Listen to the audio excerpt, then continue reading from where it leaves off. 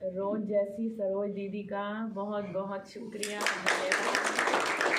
जिनको हम सदा देखते हैं रोज़ की तरह ही खिले रहते हैं। तो हम सब बहुत भाग्यशाली हैं कि हमें कुरुक्षेत्र जैसी हिस्टोरिकल प्लेस पर इतनी मीठी दीदी, प्यारी दीदी हमें मिली हैं। तो हम दीदी का दिल से आभार हैं। और जीवन अनमोल है, दुर्लभ है, संगम युग का है, तो बहुत कीमती है। हमारी कीमत कोई लगा नहीं सकता, कितनी भी हो बाबा ही लगाते हैं। इसलिए बाबा हमें अमृत वेले ही मीठे बच्चे कहकर संबोधित करते हैं और सिकिलदे बच्चे कहकर शक्ति भर देते हैं कि कितनी मुश्किल से मैंने आपको ढूंढा है।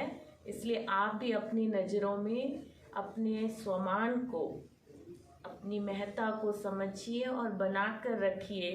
हम जहाँ भी हैं बहुत कीमती हैं और वहाँ हमारी ज़रूरत भी है और हमें परिस्थिति आती हैं आगे बढ़ाने के लिए, बिगाड़ने के लिए कभी नहीं आती है।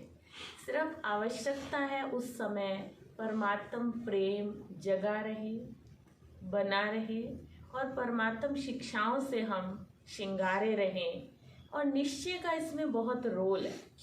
कहते हैं कि अर्जुन को जब युद्ध भूमि में ये पता चला कि अभिमन्यु वध हुआ है और जयद्रथ इसका कारण बना है, तो उसी ही पल अर्जुन ने एक प्रण ले लिया कि कल सूर्य अस्त से पहले जयद्रथ वध कर दूंगा और अगर मैं ये नहीं कर सका तो मैं अग्नि स्नान कर लूँगा। और सूर्यास्त तो हो ही चुका था, क्योंकि वो कहीं बाहर दूसरे युद्ध पर गए थे, एक दिन के लिए आए तो खा पी के अपना सो गए। बाकी 4 पांडव जो है ना, वो चिंता कर रहे थे कि कैसा अर्जुन है, इतनी कड़ी प्रतिज्ञा लेने की क्या जरूरत थी। अगर यही अग्नि समाधि ले लेगा तो हाँ युद्ध कैसे होगा, वो ये सोच रहे और चिंता कर रहे, बहुत चिंता कर रहे। तब देखा कि इधर उधर, अरे अर्जुन तो है नहीं, ये कहाँ चला गया। देखा शयन कक्ष में, ढूंढा, बहुत ढूंढा, वहाँ तो अर्जुन ही नहीं है। कहाँ है कहाँ है, तो देखा वो तो गोदाम में सोया हुआ है और खराटे मार रहा है। ये क्या चक्कर है भैया, इधर सोया हुआ है और खराटे भी मार रहा है। तो भीम ने उसको उठाया, कहते हैं तू सो रहा है और ऊपर से खराटे, इतनी गहरी नींद में। कल तूने अग्नि समाधि लेनी है और तूने इतनी प्रतिज्ञा कर ली है, अगर जयद्रथ नहीं मिला तो अर्जुन बहुत प्यार से, मीठे से, निश्चिंतता से मुस्कुराए और कहा कि ये मैं क्यों सोचूं, ये मैं क्यों सोचूं। समझ गए ना, ये मैं क्यों सोचूं, वो सोचे ना, जो मेरा सारथी है वो सोचे। कहते फिर तू शयन कक्ष में क्यों नहीं सोया, इधर गोदाम में आके सो गया। कहते वहां तुम सोने देते, सारे मेरा माथा खराब करते, तो उनके पास मत बैठो। रावण की बेटी है चिंता। आजकल बेटियां जो है ना, माँ बाप से ज्यादा अटैच होती है, ससुराल जाने के बाद भी माँ की बात मानती है, तो गलत हो जाता है। इसलिए चिंता की बात नहीं माननी, ठीक है। और इतनी प्यारी दीदी मिली है जो चिंता हमें करने ही नहीं देती, है ना। दादी जी का भी एक बहुत सुंदर अनुभव मैं बता देती हूँ, 1 मिनट का है। गुलजार दादी जी के निमित्त हर महीने दादी कॉटेज में ही मधुबन शांतिवन में भोग लगता है। तो इस बार दिल्ली की टीचर्स का सौभाग्य था, क्योंकि पांडव भवन में दिल्ली की टीचर्स को आमंत्रित किया था भट्टी के लिए। तो बाय चांस 11 नवंबर को हम सब दिल्ली वाले वहीं पर थे और सभी दिल्ली वाली टीचर्स शांतिवन में दादी कॉटेज में भोग स्वीकार कराने और दादी रूम में जा कर के वो वाइब्रेशन भी अनुभव किए। बहुत अच्छा मैसेज है कि दादी जो है कहीं गए नहीं है, दादी वतन में है और बाबा और दादी अपना कार्य करा रहे हैं। आप सबकी नॉलेज में होगा कि वहाँ पर अव्यक्त लोक बन रहा है, जो दादी जी का समाधि स्थल बनेगा, उसका नाम है वो। और उसका कार्य कितना श्रेष्ठता से हो रहा है, जो हमें लगता है कि भक्ति मार्ग कैसे शुरू हुआ होगा। वहाँ के कार्य के निमित्त जो है वो एक तमिलनाडु का भाई है, वो वेरी वेल नोन पर्सन है, जैसे कि चंद्रबाबू नायडू है ना, इस तरह से वो व्यक्ति भी बहुत फेमस है जो ये अव्यक्त लोक बनाने का कार्य कर रहा है। और बहुत एक्स्ट्रा ऑर्डिनरी बुद्धि चाहिए ना इस कार्य को करने के लिए, वो रूपरेखा देने के लिए। तो उसके लिए उन्होंने एक पत्थर पसंद किया और वो बहुत कॉस्टली था। तो नीलू दीदी जो दादी की ब्राह्मणी है उनको बहुत पसंद आया, बट बहुत महंगा है। तो उन्होंने कहा कि नहीं चलो हम कोई और ले लेंगे। माना इस प्रोसेस में बहुत टाइम लगा, मैं शॉर्ट में सुना रही हूँ। तो वो भाई जो पत्थर के कारखाने वाला है वो बोलता है नहीं बस आप ऑर्डर करो, हमें पैसे नहीं चाहिए। वो बोलते हैं आप तो ना दादी को ना जानते हो ना बाबा को जानते हो, आपको पैसे क्यों नहीं चाहिए। वो बोलता है जिस दिन से इस पत्थर की बात चल रही है ना, उस दिन से कारखाने में इसके ग्राहक जो है ना बढ़ते जा रहे। तो बोलते हैं हमको पैसे नहीं चाहिए। और हुआ क्या इन बिटवीन कि उन्होंने ट्रक लोड करके शांतिवन के लिए भेज भी दिया। और वो ड्राइवर, आपको पता है जो ट्रक ड्राइवर होते हैं ड्रिंकर होते हैं, टू मच होते हैं और नाइट सफ़र होता है उनका, उनको लेना ही पड़ता है। वो सोचते हैं ये हमारी दवाई है, इसके बिना तो हम ड्राइविंग कर ही नहीं सकते हैं। तो वो ड्राइवर 3 दिन का सफ़र करके आबू रोड आया, शांतिवन आया। जब अनलोड हुआ ट्रक तो उसने कहा कि जो इस कार्य के निमित्त बहन है हम उनसे मिलेंगे। वो बहन तो भी सोच ही रही थी कि ट्रक आए और मैं उनसे मिलूं और उनको पे करूं ये वो बोलते हमें पैसे नहीं चाहिए, हम तो आपका दर्शन करने आए। वो बोलते पैसे क्यों नहीं चाहिए, आप 3 दिन का सफ़र करके आए हो और ये पैसे तो बनते ही आपके। वो बोलते नहीं हम पैसे नहीं करते क्योंकि ये तीर्थ स्थान है, ये संस्था है, हम ऐसे ही करेंगे। लेकिन मुझे अपने दिल की एक बात आपको सुनानी है। कहते सुनाओ भाई। कहते क्या सुनाएगा।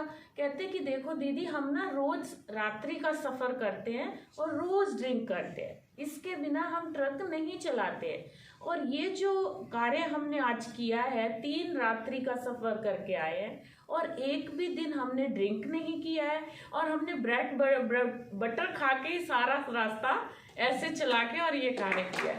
तो आप देखो कितनी सुंदर बात है कि दादी और बाबा कैसे अपना कार्य अज्ञानियों से भी करा रहे है ना। वो दुनिया वाले भी कहते हैं खोटा सिक्का और निकम्मा पुत कभी भी काम आ जाता तो भगवान तो अपने काम शैतान से भी कराते हैं। और सबसे सुंदर बात कि इतना अव्यक्त लोक का पार्ट बहुत बन चुका है। उन्होंने छोटी सी कोई पूजा करनी थी, जो भाई उस निमित्त है वो बहुत विधिवत कार्य कर रहा है। उसने 1.5 फीट की गहराई पर एक गड्ढा खोदा, ओनली 1.5 फीट में ना 18 इंच बस। तो क्या देखा वहां से एक लुटिया निकली है जिसमें वो रतन है, 9 रतन है। तो वो भाई जो है अज्ञानी है बिल्कुल, जिसको कुछ ज्ञान का नहीं पता है, उसने फौरन ही छूटते कहा कि ये यज्ञ की लक्ष्मी है, जिसके कारण यज्ञ जो है भरपूर चल रहा है। तो उन्होंने वो जो लुटिया थी, लोटा जो निकला था वहीं पे रख दिया, दबा दिया और अपने साथ जो पूजा का सामान नया नया लेकर आया था वो भी विधिवत उसने वहाँ पे किया। तो कहने का भाव है कि दादियों का जो तपस्या है वो अभी रंगत ला रही है, जो भक्ति मार्ग में रस्में बनी हैं आज उनके जाने के बाद भी वो कायम हो रही हैं। तो इस तरह से हम बहुत कीमती हैं, हम आज भी सेवा कर रहे हैं और हमारे जाने के बाद भी हमारे भगत जो है ना हमें याद करेंगे, वो हमारा दर्शन करेंगे, साक्षात्कार करेंगे। इसलिए हमें निश्चिंत रहना है, सिर्फ बाबा के साथ होकर चलना है, एक बल एक भरोसा। Thank you. ओम शांति। पीछे दीजिए आप। मैं कुरुक्षेत्र की ही हूँ, दीदी से हमने पालना ली है। हम बहुत छोटे थे जब ज्ञान में आए और कुरुक्षेत्र में से झांसा में लक्ष्मण भाई जी के माताजी पिताजी रहते थे। पिताजी तो हमेशा प्यार से हमें मम्मा ही कहते थे क्योंकि वो मंजू नहीं कहते थे, और माताजी भी जब जब आते थे तो बहुत प्यार करते थे। और तब कुमारियाँ कम थी क्योंकि दीदी तो तब तक मना समर्पित लिस्ट में आ गए थे। जब हम ज्ञान में आए तो बहुत पालना ली है। और जब ये म्यूज़ियम बना है कुरुक्षेत्र का तो यहाँ भी हम वर्किंग थे, हम जॉब करते थे, लेकिन प्रेम दीदी ने कहा कि आपको आना है और स्पेशल मेरे को लेने के लिए झांसा आए कि यहाँ म्यूज़ियम में डेकोरेशन का काम है, कांच के टुकड़े हैं ना वो लगाते हैं, तो वो हमने ही सब किया है। छोटे छोटे कपड़े सीने मूर्तियों के, वो सब किया है। अभी कहाँ वर्तमान हो तुम? अभी हम दिल्ली में सेवा कर रहे हैं। 20 साल से हम दिल्ली में, 23 साल से हैं। और कृष्णा नगर सेवा केंद्र पर हमने 18 वर्ष रह के सेवा की। अभी 5 वर्षों से अलग से बाबा ने स्थान दिया है। कमलमणि दादी जी के सानिध्य में ही 2 साल पहले ही दादी जी ने वो स्थान पे बिठाया, और अभी वहीं स्थान पे सेवाएं दे रहे हैं। प्रिय दर्शनी विहार सेवा स्थान का नाम। तो इस तरह दीदी वहाँ आए और हमारा तो कुछ प्रोग्राम ही नहीं था, हमारी लकी लॉटरी निकली। दीदी कहते नहीं आपको चलना है, तो हमने बोला यस सर, क्योंकि जो यस करता है वो हनुमान जैसा ही कहलाता है ना। जो क्यों क्या करता है वो तो अर्जुन कहलाता है। अब हनुमान को देखो कितने मंदिर है हनुमान के, क्योंकि वो यस सर बोलता था, चल पहाड़ उठा के ला। उसने एक बार भी नहीं कहा मैं क्यों जाऊं, कैसे उठाऊं, वो बोलता है मैं ही जाऊं। वो कहते हैं 100 योजन का समुद्र ला, कहते हैं मैं ही जाऊंगा। उसने कुछ नहीं कहा मैं क्यों जाऊं, कुछ नहीं बोला। और इसको देखो अर्जुन को कि तू आत्मा है, कहते क्यों आत्मा हूं मैं। एक मंदिर न बना, इधर कुरुक्षेत्र में तो है। अर्जुन चौक में। तो इसमें चिंता की कोई बात नहीं, हम तो हमेशा ही बोलेंगे यस सर यस बाबा। क्योंकि हमें तो दीदियों के द्वारा ही जो श्रीमत मिलती है, तो हम यस बोलते हैं। थैंक यू बाबा, आप सब इतनी महान आत्माओं का दर्शन भी किया।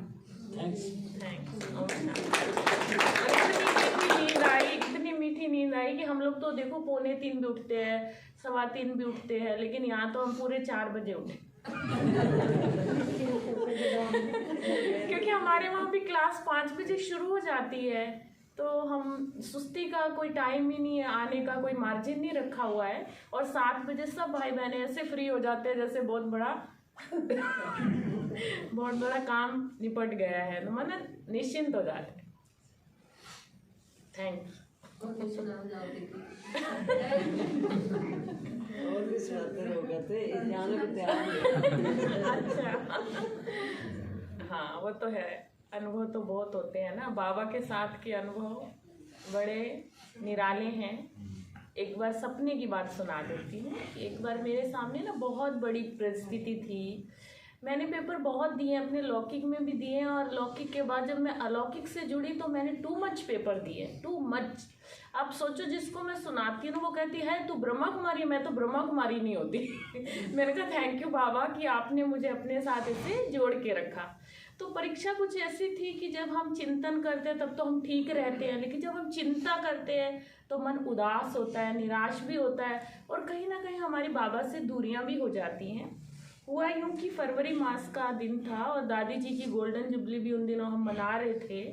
प्रोग्राम भी बहुत बड़ा था, और आप सोचते आप लक्ष्मण भाई, आतम भाई और प्रिंटिंग प्रेस से जुड़े हुए कितने सारे भाई बहने भी वहाँ आए हुए थे, और बहुत हम लोग बिजी थे, लेकिन मन बहुत दुविधा में था। तो ऐसे हम नाश्ता वगैरह करा के ऐसे आके थोड़ा रिलैक्स हुए, क्योंकि अभी फॉरेन किचन में जाना है आपको भंडारे में कि लंच तैयार करना है। 10 मिनट के लिए मैं ऐसे रिलैक्स हो गई। सर्दी के दिन थे तो रजाई तो रखी होती है, तो ऐसे बैठ गई। तो क्या देखा सपने में कि मैं और ये मेरे साथ एक और बहन है, हम रिक्शा में बैठ के सेवा के लिए कहीं जा रहे हैं। और हमने क्या देखा, सामने से बहुत तेज बाढ़ आ गई। इतनी तेज बाढ़ है कि रिक्शा कहाँ गया, रिक्शा वाला कहाँ गया, कुछ पता नहीं, और वो बहन कहाँ है कुछ पता नहीं। और मैं भी पूरा पानी में डूब गई हूँ। तो मैंने क्या, पगडंडी को दोनों हाथों से पकड़ा हुआ है, इस तरह से पकड़ लिया, और मैं पूरा पानी में डूबी हुई हूँ, पूरा इतना तक। और मैं क्या कह रही हूँ, बाबा मैं और नहीं पकड़ सकती पगडंडी को, क्योंकि मेरे कंधे दर्द हो रहे हैं, अब मैं आपकी गोद में आ रही हूँ। सपने में ही बोली जा रही हूँ। तो जैसे ही मैंने वो पगडंडी छोड़ी तो क्या देखा, मुझे लगा कि अब मैं खत्म, क्योंकि पानी पानी है। तो मैंने क्या देखा, वहाँ फूलों की शैया बन गई है। मैं तो कहीं गई नहीं, मैं तो फूलों की शैया पर ही गई। उसी समय मेरी आँख खुल गई। तो फिर मैंने कहा देखो बाबा मेरे को मैसेज दे रहा है कि बच्चे मरने तक की नौबत भी आ सकती है, लेकिन तू चिंता मत करना, मैं तेरे साथ। इसलिए मैं आज वहाँ पर हूँ और आपके साथ हूँ। थैंक यू बाबा। ओम शांति।